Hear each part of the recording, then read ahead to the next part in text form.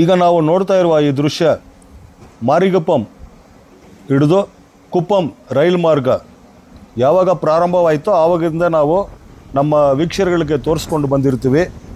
ಸುಮಾರು 6 kilometre ಮಾರಿಗುಪ್ಪಂ ಇರಿಂದ Karnataka border ತನಕ ಕಾಮಗಾರಿಗಳನ್ನು ನಾವು ತೋರಿಸ್ಕೊಂಡು ಬಂದಿರ್ತೀವಿ. ನಮ್ಮ ವ್ಯೂವರ್ಸ್ ಎಲ್ಲರೂ ನಮ್ಮಲ್ಲಿ ಬೇಡಿಕೆಗಳನ್ನು ಬಿಟ್ಟಿರ್ತಾರೆ, ಸರ್ ಆಂಧ್ರದಲ್ಲಿ ಯಾವಾಗ ಪ್ರಾರಂಭ ಆಗುತ್ತೆ ಅಂತ. ಈಗ ನಾವು ನೋಡ್ತಾ ಇರೋದು ಸುಮಾರು ಬಾರಿ ನಾವು ತೋರಿಸಿದ್ದೀವಿ, ಇಲ್ಲಿ ಕಾಮಗಾರಿ ಮುಕ್ತಾಯವಾಗಿಲ್ಲ ಅಂತ. ಈ ರೈಲ್ ಪ್ಯಾನಲ್ಗಳು ಫಿಕ್ಸ್ ಮಾಡುವ ಕೆಲಸ ಪೆಂಡಿಂಗ್ ಇದೆ ಅಂತ ನಾವು ತೋರಿಸ್ಕೊಂಡು ಬಂದಿರ್ತೀವಿ. ಈ ಬ್ರಿಡ್ಜು ನಮ್ಮ ಆಂಧ್ರ ಹಾಗೂ ಕರ್ನಾಟಕ ಗಡಿಯನ್ನು ಒಗ್ಗೂಡಿಸುವ ಜಾಗ ಇದು. ಈ ಬ್ರಿಡ್ಜು ಕರ್ನಾಟಕದಲ್ಲೇ ಇದೆ. ಕರ್ನಾಟಕದ ಬಾರ್ಡ್ರು ಈಗ ಗಾಡಿ ಬರ್ತಾ ಇದೆಯಲ್ಲ, ಈ ಗಾಡಿ ಬರುವುದು ಕರ್ನಾಟಕದಿಂದ ಬಂದು ಆಂಧ್ರದಲ್ಲಿ ಎಂಟ್ರಿ ಆಗ್ತಾ ಇದೆ. ತುಂಬ ವರ್ಷಗಳಿಂದ ಗುತ್ತಿಗೆಯಾಗಿ ಟೆಂಡರ್ ಕಾಲ್ಫರ್ ಆಗಿ ಜಮೀನ್ದಾರರುಗಳಿಗೆ 1 ಎಕರೆಗೆ 1 ಲಕ್ಷ ರೂಪಾಯಿ ಅಂತ ಸುಮಾರು 100 ಕೋಟಿಗಳನ್ನು ಕೊಟ್ಟು ಲ್ಯಾಂಡ್ಗಳನ್ನು ರೈಲ್ವೆ ಡಿಪಾರ್ಟ್ಮೆಂಟ್ ತೆಗೆದುಕೊಂಡಿದ್ದಾರೆ. ಆದರೆ ಕಾಮಗಾರಿ ಪ್ರಾರಂಭವಾಗಿಲ್ಲ ಅಂತ ನಾವು ತೋರಿಸ್ಕೊಂಡು ಬಂದಿರ್ತೀವಿ. ಈಗ ನಾವು ನೋಡೋದು 100% ಆಂಧ್ರ. ಈ ಬ್ರಿಡ್ಜು ಕರ್ನಾಟಕ ಆಂಧ್ರಕ್ಕೆ ಸೇರಿರ್ತಿದೆ. ಏನು ಕರ್ನಾಟಕದಲ್ಲಿ ಮಾರಿಗುಪ್ಪಂ ಪ್ರಾಜೆಕ್ಟಲ್ಲಿ ಕೇರಳದವರು ಗುತ್ತಿಗೆ ತಗೊಂಡು ಕಾಮಗಾರಿನ ಮಾಡ್ಕೊಂಡು ಬಂದಿರ್ತಾರೆ. ಆಂಧ್ರದಲ್ಲಿ 17 ಅಥವಾ 18 ಕಿಲೋಮೀಟ್ರ್ ತಡವಾಗ ಕಾರಣ ಏನಂದರೆ ಗುಜರಾತ್ ಸಂಬಂಧಪಟ್ಟಿದ್ದ ಗುತ್ತಿಗೆದಾರರು ಇದನ್ನು ಗುತ್ತಿಗೆ ತಗೊಂಡಿದ್ದಾರೆ. ಆದರೆ ಅವ್ರ ಕೆಲಸವನ್ನು ಮಾಡದೆ ಹೈದರಾಬಾದ್ ಅವ್ರಿಗೆ ಗುತ್ತಿಗೆ ಬಿಟ್ಟಿದ್ದಾರೆ. ಸಬ್ ಕಾಂಟ್ರಾಕ್ಟ್ ಅಂತಾರೆ, ಅದು ಕೊಟ್ಟಿದ್ದಾರೆ. ಅವರು ಇದನ್ನು ಶುದ್ಧ ಮಾಡುವಾಗ ಇದನ್ನು ಕಾಮಗಾರಿ ಮಾಡೋಕ್ಕಾಗಲ್ಲ ಅಂತ ಅವರು ಕೈ ಬಿಟ್ಟಿರೋದ್ರಿಂದ ಈಗ ಗುಜರಾತ್ ಕಂಪನಿಯವರೇ ಇದನ್ನು ಮಾಡುವುದಾಗಿ ಹೇಳ್ತಾ ಇದ್ದಾರೆ. ಈಗ ನಾವು ನೋಡುವ ಈ ಬ್ರಿಡ್ಜು, ಈ ರೈಲ್ ಟ್ರ್ಯಾಕು 6 ಕಿಲೋಮೀಟ್ರಿಗೆ ಮಾರಿಗುಪ್ಪಂ ಇಂದ ಇಲ್ಲಿ ತನಕ 6 ಕಿಲೋಮೀಟ್ರು.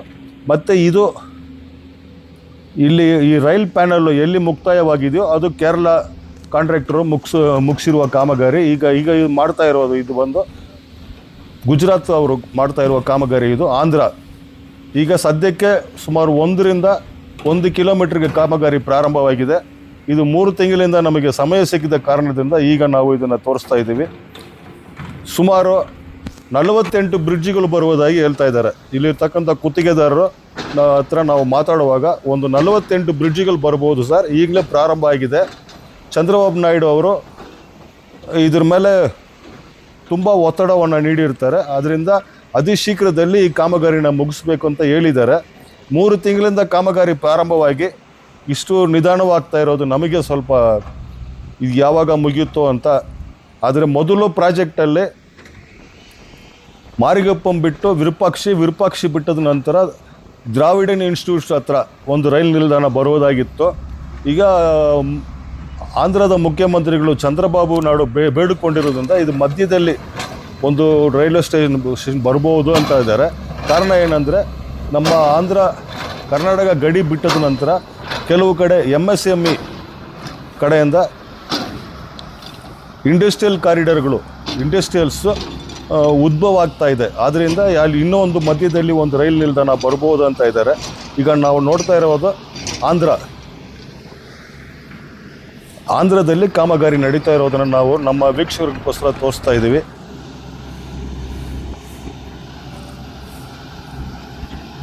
ಇದು 3 ಕಾಂಟ್ರಾಕ್ಟರ್ಗಳು ಇರ್ಬೋದು ಅಂತ ಇದ್ದಾರೆ.